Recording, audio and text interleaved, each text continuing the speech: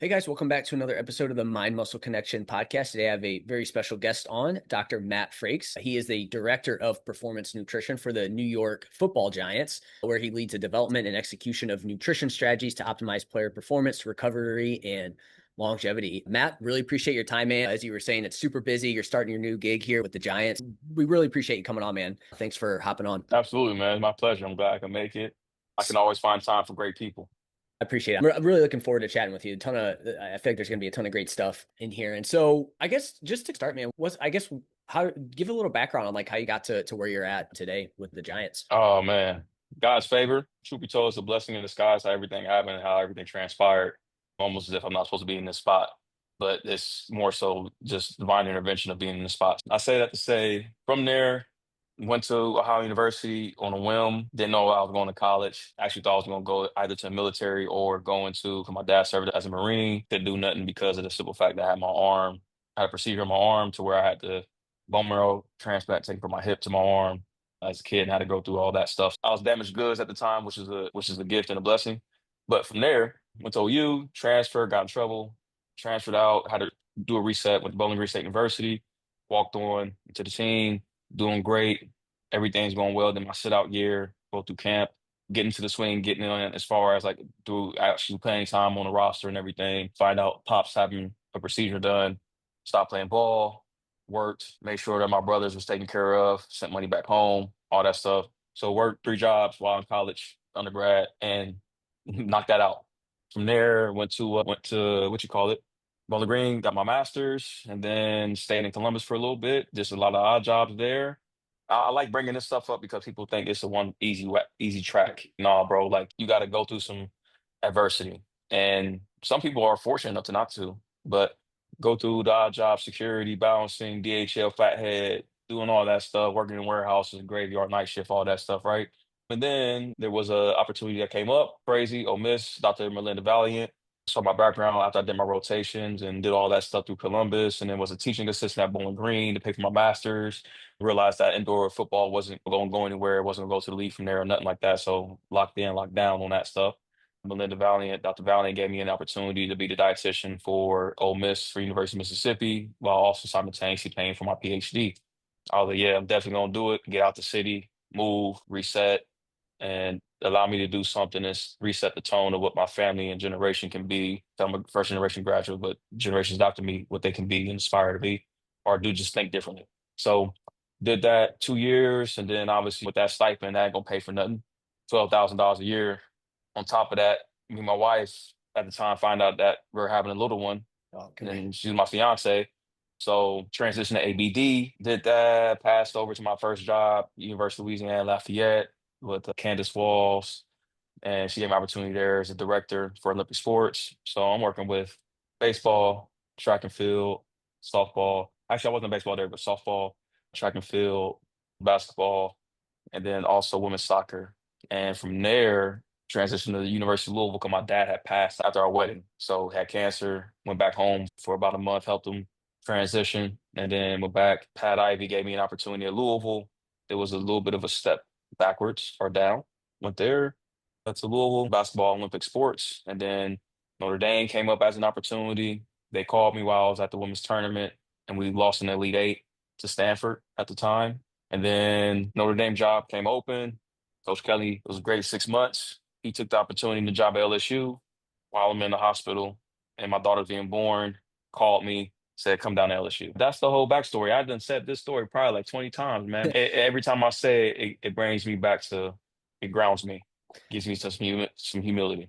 good, man. Yeah, I know you before we hopped on here, you were telling me how you just got a lot going on. I'm like, hopefully this gets you resets you. So hopefully that kind of going over that story is like, all right, this is why I'm where I'm at. Yes. So you got your PhD. What was that? Was that in nutrition or is Yeah. that being dietitian or what? Yes. PhD in nutrition hospitality management is the technical term of it. And then I actually looked at what my dissertation was looking at how nutrition affects concussion recovery.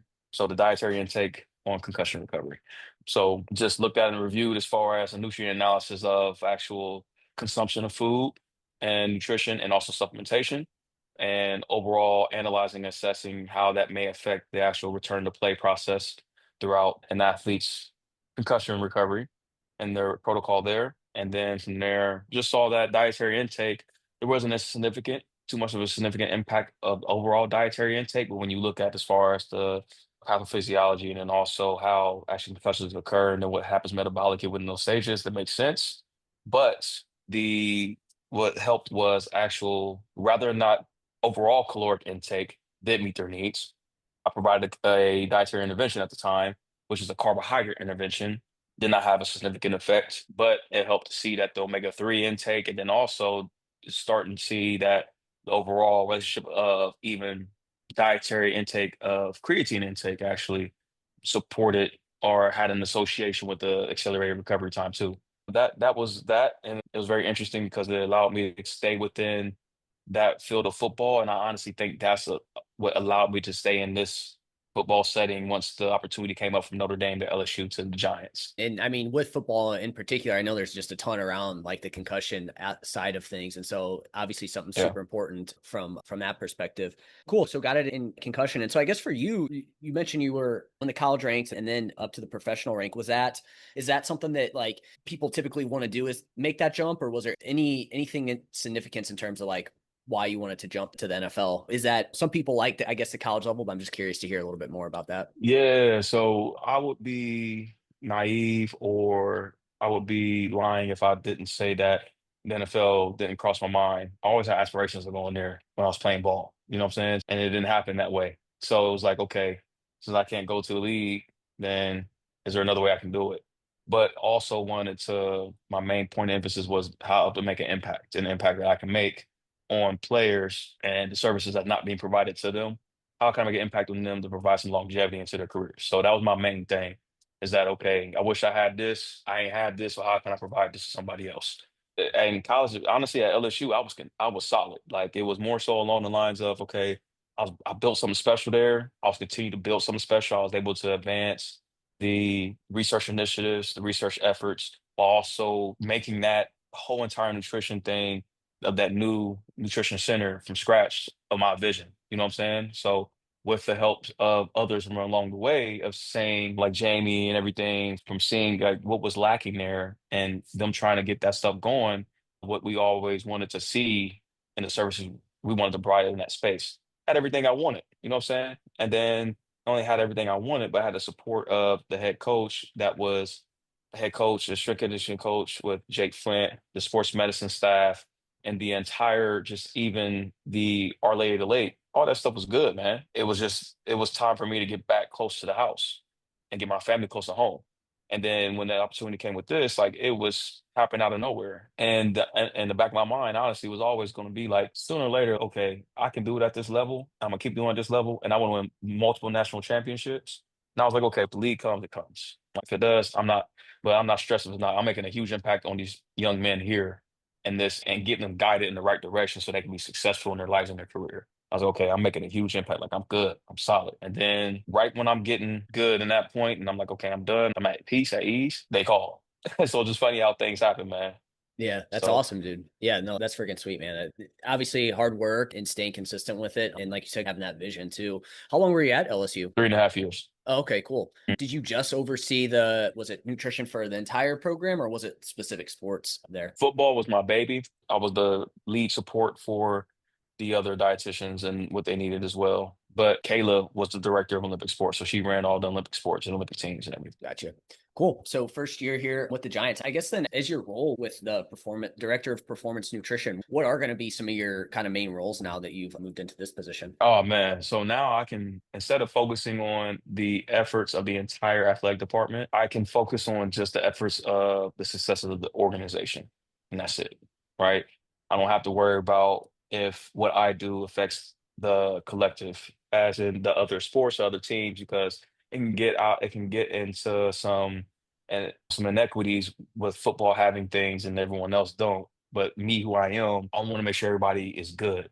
So I don't worry about that anymore. I can make sure everybody is good because everybody benefits from that, from this standpoint. And it's more so of, okay, I'm the director of performance nutrition. I lead the efforts, the policies, the protocols, and procedures, nutrition and supplementation intervention, the food operations. I collaborate with our dining and performance culinary staff who are phenomenal, who's elite. And then also from that standpoint, I control as far as the game day, pre-post, intra, all that stuff when it comes to there, and any lab assessment, lab analysis, body composition assessments, weights, targets, goals, compliance with everything when it comes into that. So some similarities into my role at what I did at LSU, just more so of now I'm collaborating with the player on who else are they working with outside this building to make sure that they're good when they are away from here, because you have different protocols and you have different things in place of how often you can actually they have time in the building, right?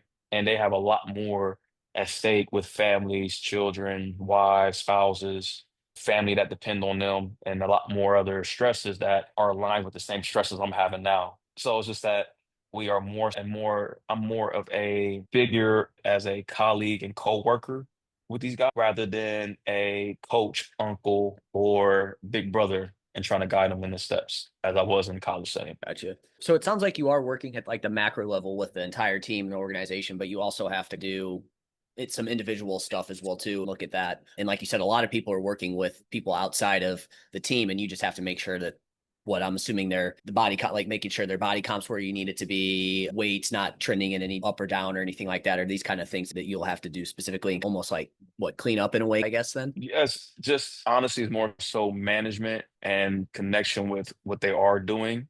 And I wouldn't say more so cleanup. It's more so along the lines of I would say collaborative efforts on, and they have more of an idea of what their goals are, and it's more so of organization and managing all that stuff of what they want.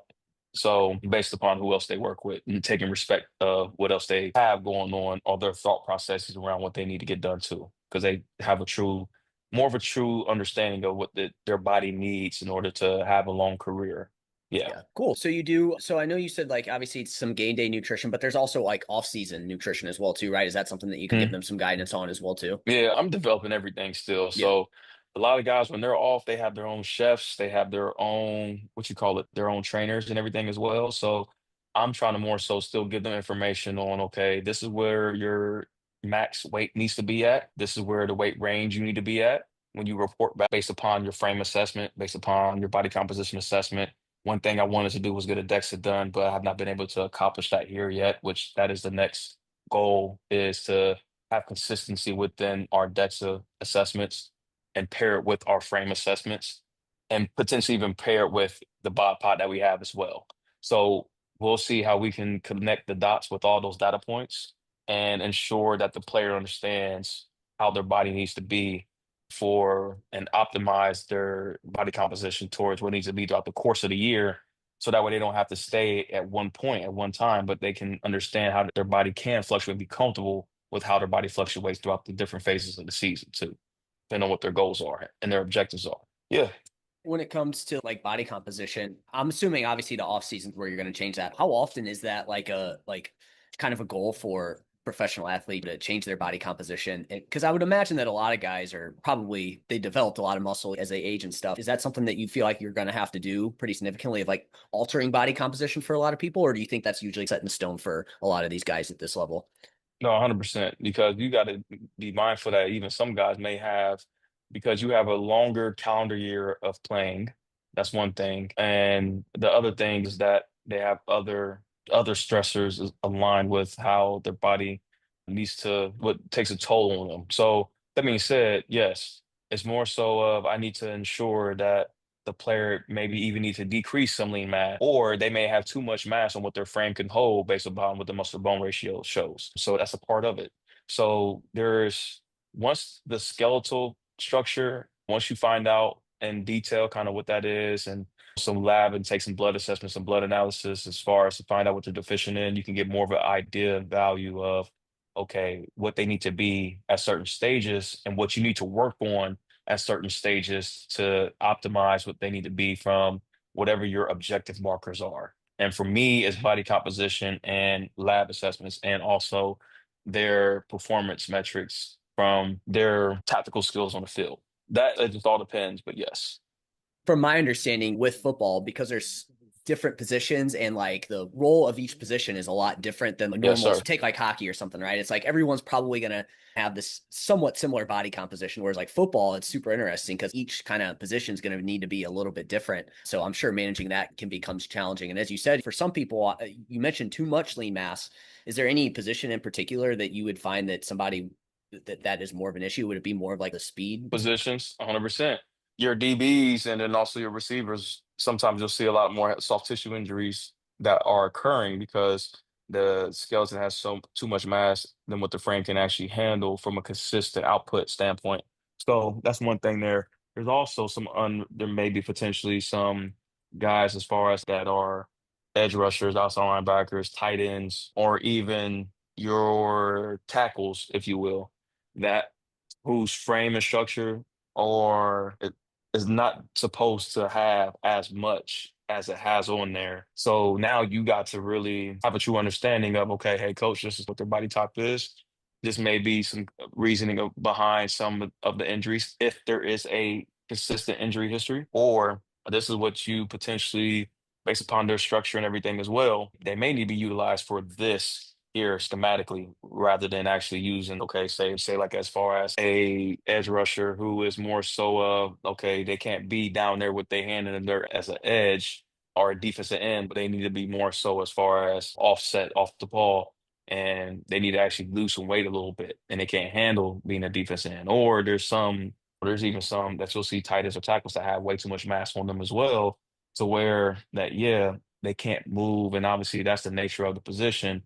But if you want them to be that, because that's what they came in out of college as, and that's what you foresee them being when you get them in as far as an organization, then just be mindful that there are some risks associated with that too. Yeah, that's super interesting because a lot of people think that obviously they just want to build as much muscle as possible and have as much lean mass as possible. But as you said there, like Yeah, it depends and on the position as well too, which I think a lot of people don't understand, don't realize that. absolutely, bro. So off-season nutrition basically is going to be, hey, you're going to base it off of what they did the previous year, look at injuries, stuff like that. I'm assuming you're obviously talking with obviously the entire staff of the team. From my understanding of all this, it's like a huge team effort, and you're getting feedback from everyone. And then basically you're basing it off of body composition analysis, things like that. Again, like you said, injury, and then you're going to come up with their game plan for the offseason of, hey, we need to potentially change body composition. How often would you say that is the case that you have to change someone's body composition pretty dramatically? Man, since I've gotten here, that I think that was one of the key indicators of what they wanted to see as far as my job being accomplished and being done. So the moment that I got here was more so along the lines of, okay, they have particular players, even who they got as problem guys that are not available, if you will. They want questions answered as far as, okay, is it potentially, are we mismanaging or misutilizing them? Is their body able to, what are we doing that we need to improve to make sure this player has some longevity? And we can actually see our product that we're investing in be successful day in and day out. So be available day in and day out. So yes, body composition is always a topic of conversation because of the simple fact of they really are interested in seeing, okay, based upon schematically how we're utilizing this player here, do we need to reconsider how we're utilizing them? Do we need to reconsider, okay, did we get this player? What do we need to get them at to make sure that they are the most successful? Because your team is your team. That's who you invested in. So because that's who you invested in, it's not about, okay, this guy is this, so we got to worry about, we got to just throw him to the curb and throw him aside. We got to worry about next year. That's the wrong way to go about it. It's more so of, okay, this is who I have, this is who I picked up. Now, how can I optimize my roster at this current moment? So what do we need to do to make sure that this player is good? And then that they can be have some longevity in there. And that body composition is definitely a key indicator as far as on it. And then also you got to manage that too throughout the course of the year. So you got to have a relationship with the player. So in that way the player understands, okay, if they're losing lean mass or if they're gaining too much body fat and adipose tissue, okay, what are the ramifications of those things occurring? Could there be complications associated with that throughout the course of the year? And that you got to start early, because if you don't start early, if you don't start as far as like doing OTAs, voluntary workouts, all that stuff, so it's very important for those guys to be there. And this is a different game because, okay, some guys are not coming doing voluntary workout. It's because it's voluntary. So that tells the nature of the actual program itself on who is there and who's not. But at the same time, it's more so, and there's contract negotiations, all that stuff, right? But you got to start early so you got an idea of who that player is, what going to be and how often can you utilize that player? How many snaps per game can you utilize that player for particular situations? You got to get that in early. You can't just wait until camp. By then, it's already too late. You got to know your team. You got to know where they can adjust and be at and know your strengths. So in that way, you can also find out what's your weaknesses and make those corrections throughout the course of training camp during install and everything, because install is already happening. But you got to have a full view picture of who your team is and what your team is early on throughout the year before you even get into training. Yeah. So could you maybe hit on, and maybe I'm wrong here, but my understanding is again, off season's the time for the body comp change, right? If you're gonna push that, is that when you would have it, or do you have to sometimes again, does it come down to like where the person's at going into camp, or is that usually when you're gonna push the Yeah. body comp change? And if so, can you maybe hit on for the audience to tell them why that's like the time to potentially change body comp? In the ideal perfect world, body composition is always is best to assess during the off season. And off season is from February until your your May/June part, right? Before you get into the physicals in June 19th. And then after you get done drafting your rookies and all that, and they come in for rookie minicamp and everything, right? So it's best to get an idea of hitting on the changes that need to occur. Now, whether or not that player is ideally susceptible and ready to do, because these guys know their bodies, you're going to also have to respect at what time are they willing to get their bodies to optimal shape. Only thing that matters is them returning at that report date in a particular weight. And hopefully you are the individual. Like for me, I'm fortunate and blessed to be able to manage and set the all the reporting weights, all the target weights, and also the target weight ranges that the players got signed a contract for. This is the understanding of who what I need to be at before I report. So by that time, I've been had those conversations for months of this is what we're thinking because we in the middle throughout have done their frame assessments early on, find out what the skeletal frame is and structure is, to find out exactly relatively how much mass can the skeleton hold for this position, and then also what is it in comparison to the positional norms. Also, what is their body fat percentage throughout the course, and at what timeline do we need to get them to the optimal body fat percentage by the time they get to camp? Because you're not trying to get all this stuff done during camp. You're trying to just chisel the rest of what needs to be done during camp. But the most important part of it is the actual, and they shouldn't be coming into camp trying to get in shape. They should already be in shape during camp, all right? Because they have so much physiologically speaking, mentally, that they are trying to digest and then also trying to work through because of the conditions of camp and the nature of camp and how stressful it is with the environment, with you, whether or not you are going to do what you do day in and day out so you can maintain a job and be a part of that final roster. And then also, if you are even going to be utilized how you perceive that you're supposed to be utilized, and you got to come to terms with, okay, what's best for the success of the organization so that way we can win the Super Bowl. You know what I'm saying? And all that stuff changes throughout that course of that time. By the time, if you're trying to get somebody in shape, it's too late. By the time if you're trying to get that body composition goal reach, it's too late. They should be within their target weight range and their ideal body composition by the time they report to camp, because now you're just trying to manage, you're trying to mitigate lean mass loss. So in that way, you can save a player's career, or you can make sure that the player is available throughout the course of the season. And it's not saying that's going to be the end all be all of how that player is going to be available throughout the course of the season, because there's so many different things that you can't control for, but you just control what you can control. And you need to make sure the player has a full proof understanding of how they need to be, because there's other things you need to find out how their bodies are operating in the conditions of the heat, altitude, and the conditions as far as the rep scheme that potentially this player is going to utilize in preparation for a different type of opponent. So you start finding that stuff out during those stages. Their daily habits. If they consume enough days leading into the game, or if they consume enough prior to the game, practice, competition, all that, or what's their fueling strategies and habits for post? What's their fueling strategies and habits for intra? What's their fueling strategies and habits for pre? What's their supplementation strategies? Because when you get there, they're gone by the time you get their lab assessment back. So when they get back, you got to have all that stuff done.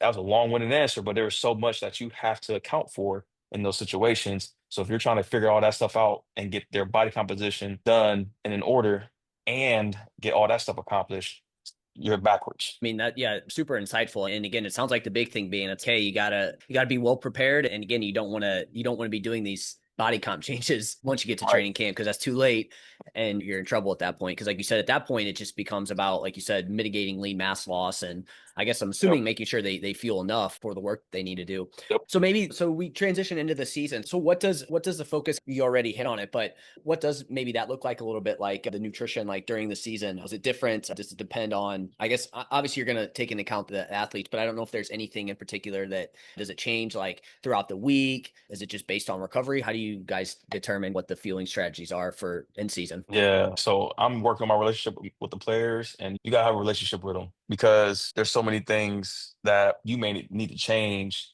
your plan for what they need based on what the environmental conditions are, what you weren't able to control for, and all that stuff, right? It could be simply like, okay, you had this foolproof plan in place in order, but they just had a newborn, or they're not doing well with their spouse and significant other. So because of that, they haven't had slept, they're overly stressed, cortisol is high to all new level, and they are not recovering, they have excess fatigue, all that stuff, right?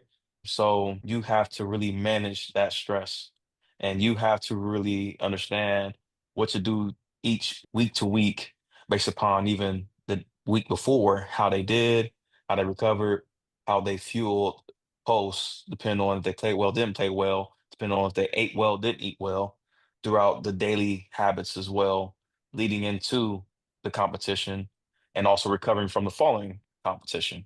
So it's a week to week change and adjustment. Yeah, no, it's super individualized. I guess so. So, what are some things then that you pay attention to specifically? Attention, Yeah. stress, stuff like that. Or do you have them track any certain metrics? Is there anything you look for? Is it all like a subjective Mhm. questionnaire? You just checking in with them? What does that kind of look like?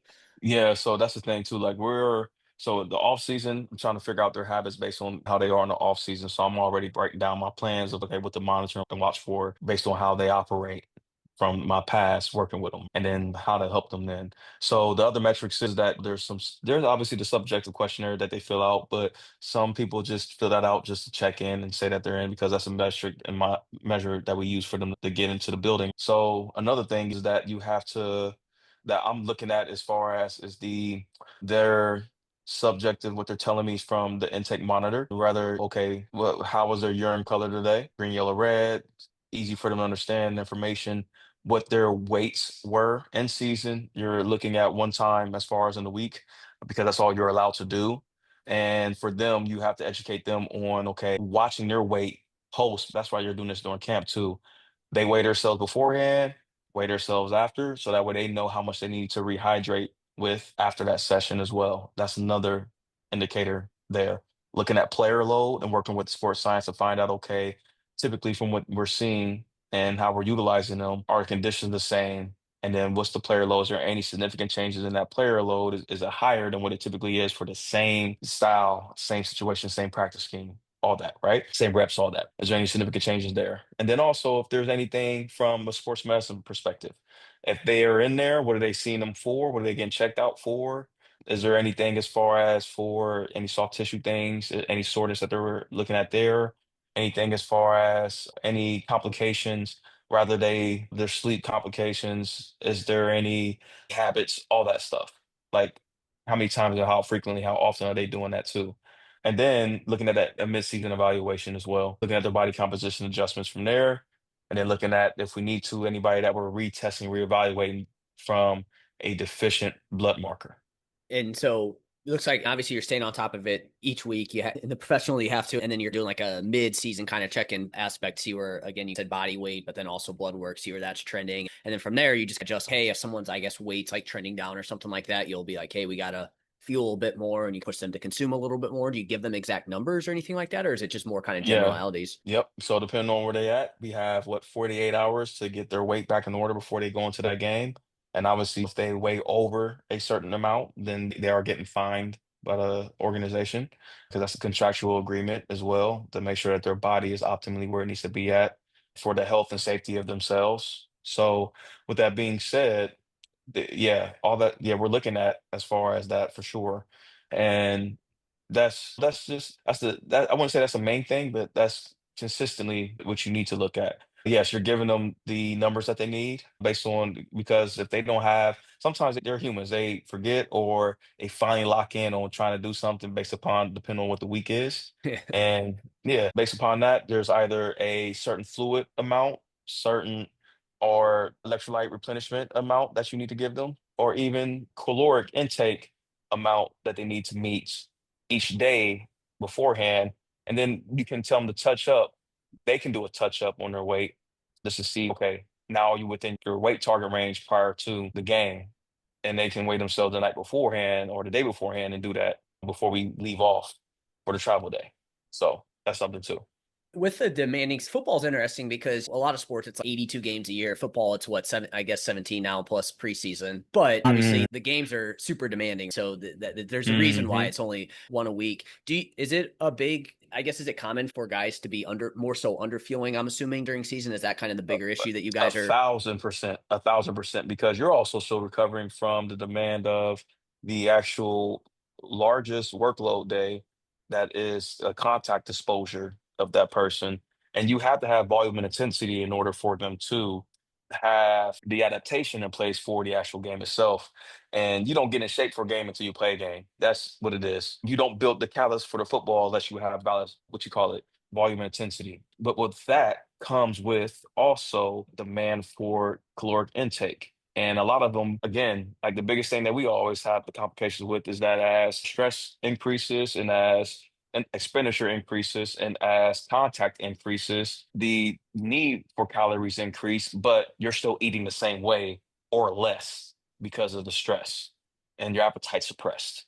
So with all that happening, then that's the recipe for disaster. So they're constantly underfueled, and they need the support to help them and have touch points around them to help bridge that gap and increase that caloric intake, nutrient intake, omega-3s, vitamin D, supplementation, whatever you need to do, SPNs, whatever you need to do to make sure they also not only meet the calorie needs, but also specific nutrient consumption as well to help with What's the recovery. So, with that? Because again, like a calorie needs, like you said, all those things they all go up, right? From a recovery standpoint, obviously the yep, expenditure that they have.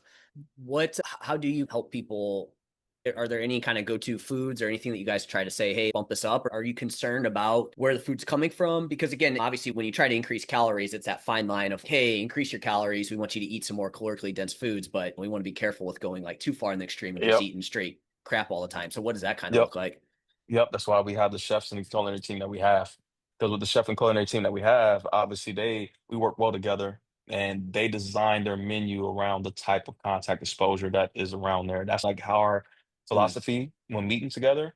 Now we know the demands of as far as each day and also like what we're going to end up doing for that day and what was done the days or day prior. And we want to bridge in and build in certain nutrient profiles from that. And I lean on them to tell me, okay, this is a nutrient, this type of foods is in. What can we build in this menu to have these foods in there? And they knock That's it awesome. out. Culinary team is phenomenal. They just knock it out. Include it, introduce it. They find creative ways to do so as well. That the teams of chefs are yeah, they're elite. And they do it while adding also certain spices and things like that can actually add as anti-inflammatories too. So it's just creative ways of including those particular foods and also herbs and everything, and spices, so that way we can meet the recovery needs and also the fueling needs and the desire to even want to eat. So that way they can meet and they can do the best they can to fuel for work required. Yeah, no, that's crazy. It sounds like I need to get me that culinary team for myself and my clients too, man. So if you guys want to come Telling you, over here, yeah, because they're elite, man. They're that's elite. They insane. help. It's the food's been phenomenal every single day. They haven't missed a beat, man. That's So awesome. So obviously, it sounds like again, meeting nutrient needs, recovery. What are like the big things that you're doing to help them like recover during season? Is it like the certain recovery modalities? Is it supplements? What does that kind of yeah, look like? yeah, availability is key. I'm trying to lock in on their omega-3 intake and obviously trying to meet that 4 to 6 grams per day at the minimum, meeting their vitamin D intake. Sorry, Uh, is yeah. the official EPA and DHA, is that usually supplementation that you're trying to get, you're doing that through Yes, most of the but time? also dietary intake too. Yeah. So Okay. we're trying to introduce that throughout the course of the week, throughout 4 days throughout the week as well. Like So because we salmon. serve, yeah, because we serve breakfast and lunch, obviously they have a lot of seeds and also nuts and seeds that's exposed around trail mix and things like that, but also salmon consistent throughout the course of the week. And then also we cook everything mostly in avocado oil as well Mm. and try to implement that as much as possible. There's creative ways of trying to put that stuff in there so that way they have the exposure with it without also having heavily fried or overly fried foods or deep or breaded foods at all, which is a lot better because they are in tune with this and they know how to, and because of the New York is known for a multicultural population. That being said, it is easy to have a multicultural experience and have some genuine multicultural experience with some great food. That's why it's easy to do because you're not locked in on one style of food and you're not locked in on not using a flavor profile or seasonings. You know what I'm saying? So so omega 3s, 46 grams per day, manipulate that as much as whatever, however we can, whenever we can, through snacks, through also the actual menu itself for the, especially that lunch meal for post practice, because we do everything in the morning time. We implement as much antioxidants as much as possible, polyphenols, things like that. So as much color as much as possible for the players that they can have with their fruits and vegetables and manipulating those things so in that way they can also enhance the availability of those things and also the exposure of it too. That's a part of it.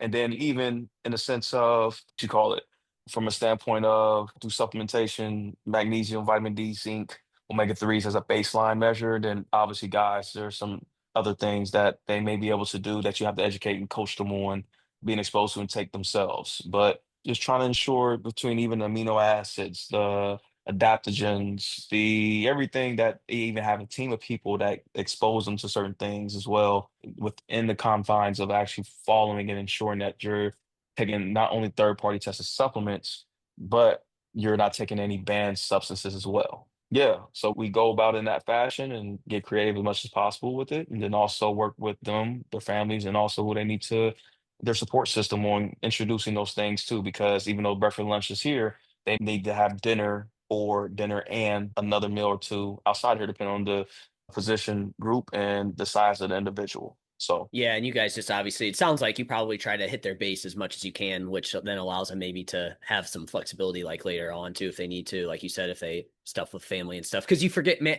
I forget, dude, with these athletes, they're like they got their own like personal lives and everything like own that too, right? lives. You Yep. you think it's just they're just these machines, and that's not the case, right? Like they got all the stuff that we got to deal with too. So Yes, they are humans, man. yeah, They are human beings. you mentioned a few like adaptogens. Are there any common ones that you guys will, can you hit on like some of those that you guys will potentially recommend from time to time? Again, I know that obviously with supplementation, super individual to the person, but I didn't know if there's any that's like usually most common that you guys will use and stuff like that. Yeah, they are responsible for what they consume, what they put in their bodies, but things like tonkat ali, ashwagandha, then also like your cordyceps, things like that. All that stuff is something that is provides some resilience and some support for that too. And that have NSF for sport Of certified course. supplements that are with that. But those are the two main ones Yeah. and or three if you want to be technical, but whatever. What So about any certain recovery modalities? Is that like what you work on as well too? Is certain recovery modalities, or is that like a different branch yeah, of the team? yeah, it just depends on the situation. So if they have a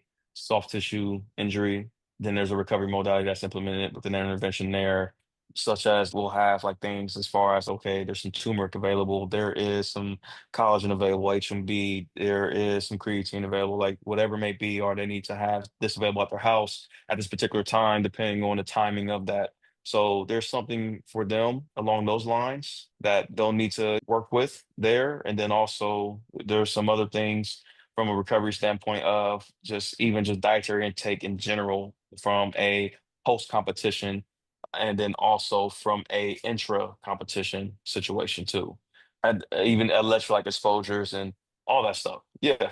Cool. I guess then that would be good. Again, what does I guess intro would really be practice as well too, right? Like practice, game day, all that. What does that typically kind of look like? What do you guys try to hit on there? Yeah, it depends on what the day was prior, and then also what they are leading into the session, and then also what they decided to eat leading into the session. Okay. So if they know an idea what their weight is and all that, and also their intake and have a good idea, general understanding of what they consume, then there's some things that we'll have as far as on the sideline for them as well to help out, whether it be electrolytes or whether it be quick sugar snacks, things like that.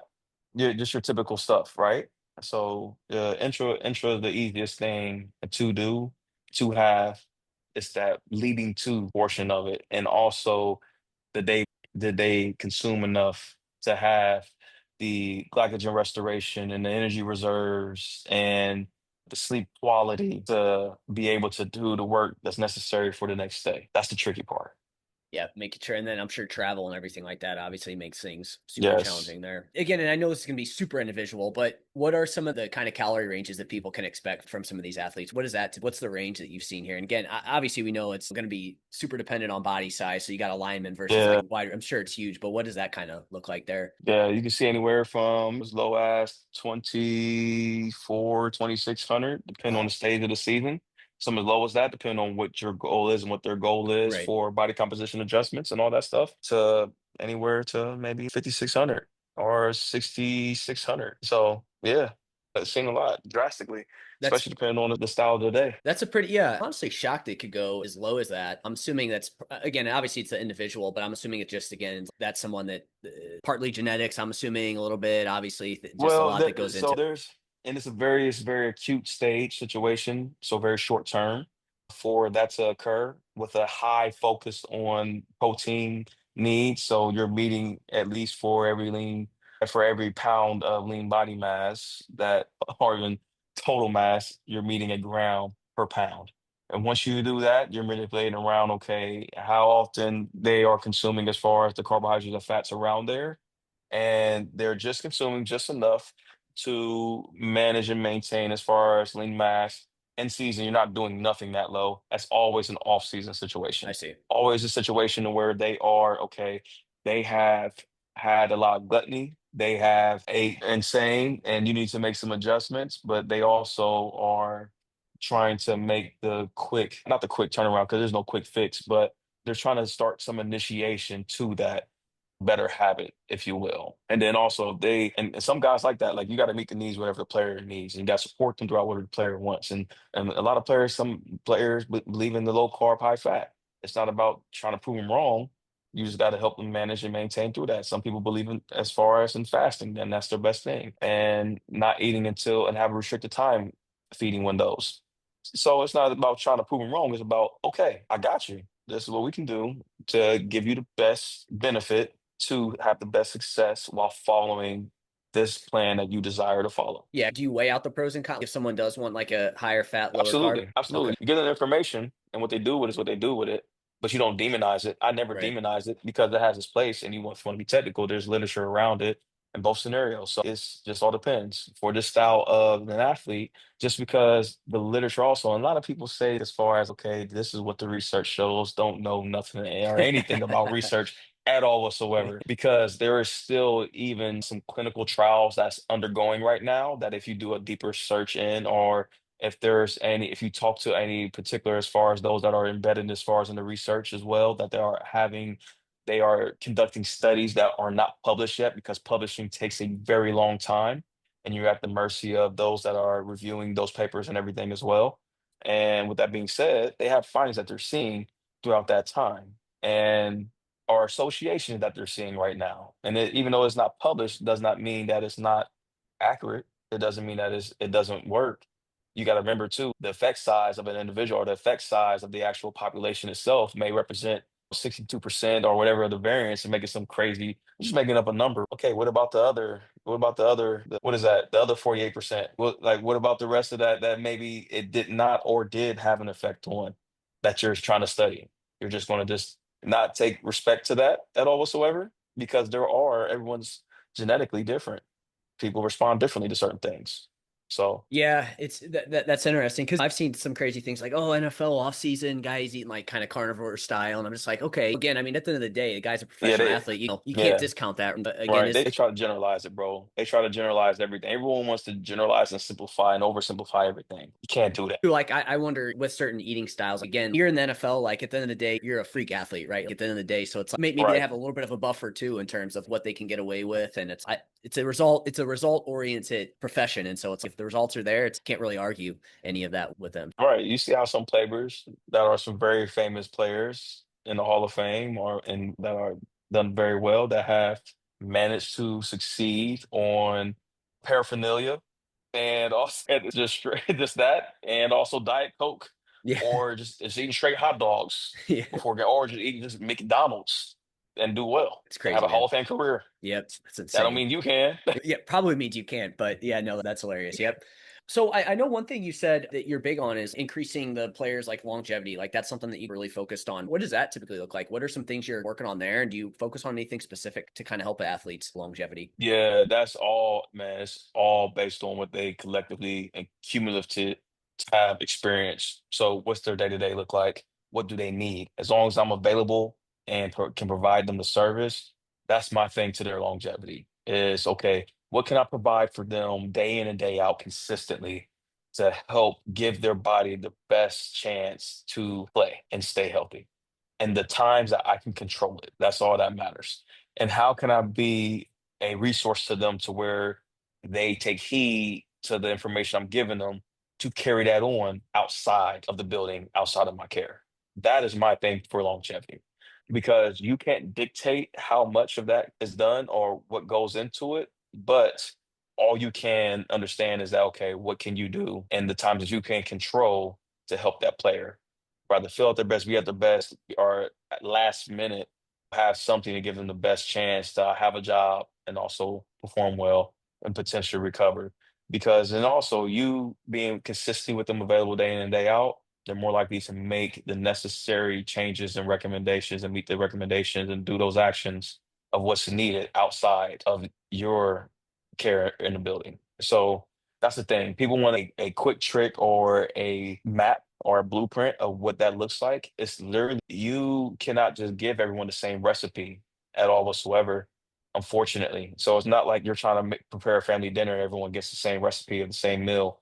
And then even when you do that, everyone's has a different exposure or palate, so the reaction to the meal is different. So even with that being said, that's how I treat it there. Okay, instead of giving everyone the same recipe and the same meal at the family meal, I'm gonna do my best to fulfill individual orders. Yeah, again, super individualized. I love that, and that's awesome, man. That's awesome. Again, you had that many guys to take care of like that, so that's awesome. And yeah, again, super individual. I guess last question for me: what does your training and nutrition look like at this point right now? Oh man, I've got much better. So surprisingly, I've lost 40 pounds since I started this job. Nice. I lost 40 pounds. I was 274 when I started here. I'm now 230. So back towards what I was playing at Bowling Green, which has been phenomenal. My habits has gotten better. I wake up between hours of 4 and 4:15 every single day, get up, pray, and start my day in the Word. Read my 1 to 3 chapters as far as in the Bible. And then from there, get my butt into the office. I will either do one or two things. I will either conduct my lift after I have taken my supplements and everything in the morning. I'm taking a large amount because I believe in the product of what's being delivered. And then also I eat well too. My diet has changed drastically. So in the morning time, I try to ensure that I meet all my supplementation needs. I'll dibble and dabble as far as in my adaptogens, my like my tonkat Ali, my creatine, my amino as well in the morning, and then also like some plasmalogen, some omega 3s as well in the morning time, and then go in get my workout in, have my caffeine in the morning as well. Gotta have that out, knock that workout out, and I will always start with the hardest thing first, which I'm an idiot, but I'll tend to either do like a high intensity interval training session or I will hop on the stair mill for 30 minutes or 40 minutes before, or I will save that session for later on in the evening and have that cardio session there. Sundays, I'll save that for my long endurance session and I'll have that work on that for between 30 minutes to 45 minutes. Where I will run or have a long walk for about 3 miles. And then from there, though, throughout the weekday, I will lift 4 days a week. I'm doing total body each day from different, as far as different things, push, pull, hinge, press, like just different movements. And then alongside with that, I've actually included the secondary session, whether that be some core work, just working with one of our one of our coaches that ran track and he just likes doing core because he just likes doing core, even though I don't need to do it. But I'll do that because that's about a little 20-minute session. And from there, I'll either sprint 2 days out the week as well to have that done. And on what you call like a Friday or Saturday, I'll do a feel good session. And that could be just like some just small arms and some upper body, whatever it may be. Some bro work. Yeah, some bro work, but at least 3 days out the week, I'm doing some type of hinging and squatting and for those sessions because I'm still running and all that stuff the other days throughout the week or doing cardio the other days throughout the week. So between sprinting or the stair mill or running 2.5, 3 miles and then walking 3 miles. Nice, man. That's awesome. Yeah. And so I guess for you, it's just what, just maintaining body composition, stuff like that is what you're focused on in those Yeah. sessions and things. Absolutely, because then at lunchtime I have a great meal. Man, I'm having at least 10 to 12 ounces of protein as far Nice. as in that session, arugula spinach at that session, and then I'll have in the morning time I'll have a peach, banana. I'll make me a little smoothie, a shake, and then I also add some inulin fiber in there, some 40 grams of protein in there, some greens in there too, post. And then I actually split my dosages of my creatine. I do 5 in the morning, 5 after my workout. Oh, nice. And then also, yeah, Do you take 10 just for from body size, or do you take it trying to maybe get some brain health benefits as well too with the 10 yeah, some or brain health, exactly, some brain health benefits as well. So trying to get that in order and everything too. But then actually, I'll take as far as like because I the caffeine that I'm taking throughout the course of the day, and I take a amount that probably you shouldn't take. I take above 300 milligrams. okay. I'm probably taking anywhere, and I got my blood work back, so my blood work looks good. And I know people is probably says a lot about that stuff, but that stuff is phenomenal. I have nitrates consistently throughout the day instead of just for a bolus throughout the day. I'll take my sodium bicarbonate as well Interesting. throughout the day. So Nice. I'm taking 3.2 grams daily, not in a pre-workout formula, but I isolate my stuff and then pair it together, which is good. And then in the course throughout the evening, I'm taking as far as okay, like our sleep builder stuff that I have with spoken and everything, and having my glycine, my ashwagandha at that time, and then also like some aminos and protein at that time too. And then I'm still having my dinner and I also have a snack as well. I have a new Ninja Creamery Yeah. that I'm using and putting the protein shake in there, throwing in like some flax or like some chia seeds or whatever it may be, and throwing some honey in there and throwing some like some fresh fruit in there as well. Sounds good. Blending that up and I eat that as my snack. Probably gonna make that soon as we get off. You're like, speaking of, do you have like melatonin? Is that something that you guys like will use? Do you use with athletes or do you use yourself or anything like that? Travel situations I will. So whenever they're going, because the players use it, but I'm trying to get them to the point of only utilizing it during conditions that are extreme. So because obviously you want them to have the ability for serotonin and the neurotransmitters to take its play through as best as possible without having to provide an artificial source of melatonin exposure. And that could be simply of how they're getting exposure to light outside. Yep. And then also with being the melatonin is given during a different environmental change, a stressful situation, new child, anything like that, or they're having some inconsistency with trying to as far as trying to sleep from the travel the day before the game. Or honestly, that's it. I don't give it out a lot. Like it's more so of okay, from that time we'll give things as far as like glycine, magnesium 3 and 8, and help them with their exposure to that sunlight and help their circadian rhythm on a consistent basis and their timing of the dietary intake as well. Try to front load as far as the carbohydrate intake as much as possible earlier in the day. And then as they're consistently get past a certain time after the training session and whatever it may be, trying to ensure that they're breaking up and pairing and ingesting enough protein, omega 3s, and fats throughout the latter half of the day. So interesting. So there is a lot of circadian rhythm kind of work that you guys do as well too with athletes. I Yeah, mean, it we makes talk about that sense. stuff all the time. Time. Yeah. Man, the more I learn about it, the more I'm like, man, it's super important. Football, I guess it's interesting because you guys play earlier in the day, so I feel like it can be helpful. Obviously, there's like Monday night football, but man, a lot of sports, Oh God, I can only yeah. imagine what their circadian rhythms are like with playing at like Terrible, seven. especially in college, bro. I hated it because I knew the damaging effects of what occurs and then playing, and we play at night, like Yep. prime time. Like we was always at night, night in Death Valley. So, but you do what you can, Yep, you got yeah. And you hey, know. at the end of the day, being an athlete, it's not necessarily the most healthy thing in the world either, long term. Exactly. People don't realize, and I'm sure too, a lot of caffeine intake as well too before the games. And a lot of caffeine intake, and also the time caffeine intake, and trying to get them to cut it off after a certain time as well. And Man, so, trying to get them to stop taking any such source of caffeine 6 to 8 hours before bedtime, depending on an individual, and not overdoing the amount that they're consuming. And I'm saying that when I take a lot, but I also try to take enough of, I'm taking 400 to 600 milligrams of magnesium at nighttime. I'm taking ashwagandha. I'm taking as far as, Getting your okay, sunlight. my dietary practices are good. I'm getting my sunlight. I'm stepping outside. I make sure whenever I run and everything, I go outside. And now I'm up here, even though the weather is not as great. I'm making sure my vitamin D intake is solid still. Like I'm manipulating as much as I can from the environments that I can control. So that's something that I'm thinking about. And I think I saw on Instagram you got what, 3 kids, right? And I got 3 kids, so Man, oh my that's the gosh. circadian rhythm killer right there. That right there, my babies. Oh man, my God, thank God for my wife, man. And because when you have them all together too, but we are consistent with our bedtimes. This is why I Yeah, love my wife so much, man. They are in bed consistently from the hours of 6 to 6:15. And it's nothing after that.